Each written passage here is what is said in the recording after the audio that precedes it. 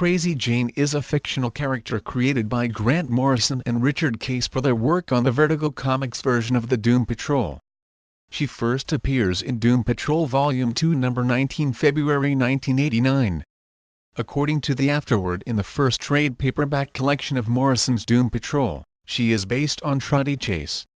Morrison was reading her autobiography, when Rabbit Howls, while constructing his Doom Patrol series. Jane Morris is the dominant alternate personality of Kay Challis, who suffers from dissociative identity disorder.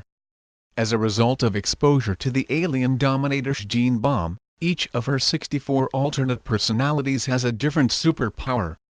Kay Challis was molested by her father, beginning when she was 5 years old. The first time her father molested her, she was putting a jigsaw puzzle together. This would be an important symbol in her future.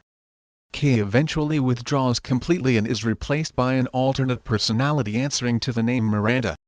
One Easter Sunday, Miranda is the victim of rape in a church, triggering flashbacks to her former abuse, the destruction of the Miranda personality and the completion of the massive personality fragmentation.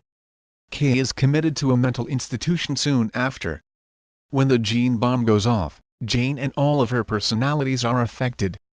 Each personality gains a different power. For example, Black Annie's has retractable claws, Flick can teleport, etc. Cliff Steele is staying in the same institution as Jane when Will Magnus asks Cliff to look after her, which leads to Jane's becoming a member of Doom Patrol. Near the end of the Grant Morrison run of Doom Patrol, Jane makes a pilgrimage back to her childhood home, facing her own traumas and overcoming them. This brings peace to her inner turmoil, and her personalities integrate into facets of a more normal, if complex, single personality. Crazy Jane's personalities are organized in a mental subway grid called the Underground. Each personality has its own station, which appears to serve as home when they are not in control. In the lower section of the Underground is a well where the personalities can go to destroy themselves. This is where Miranda was killed. The well houses the daddy persona of Jane's mind. Unfortunately, upon returning to Doom Patrol, Jane is attacked by the Candlemaker and thrown into another dimension, similar to the real world, where she is interned as a schizophrenic and treated by shock therapy. Cliff eventually rescues Jane from the other dimension and lives with her on Danny the World, formerly Danny the Street.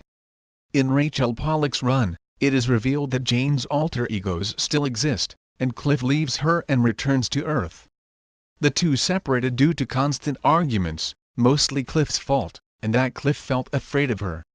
Jane makes a cameo appearance in Teen Titans number 36, where she is seen on Danny the World through a portal in Dayton Manor in Prague. She returns in Doom Patrol number 7, written by Keith Giffen, on Oolong Island, asking for Cliff and carrying with her the remains of Danny the Street. Danny has now been reduced to a single brick, making him Danny the Brick. Jane says if you build it, he will come, although she does not explain further. Jane then travels around the universe along with Danny the Brick, showing him many wonders. A man named D then uses Danny the Brick to kill a god and causes another manifestation of Jane's personality to arise. This manifestation starts a cult and plans to spread Crazy Jane's personalities among the 63 cult members and then to kill the cultists. She is stopped by the Doom Patrol, who return Jane as Kay Challis' dominant personality. Jane now accepts her mental illness, no longer seeking to cure it, just to manage it. Robotman helps her and accepts her personality disorder.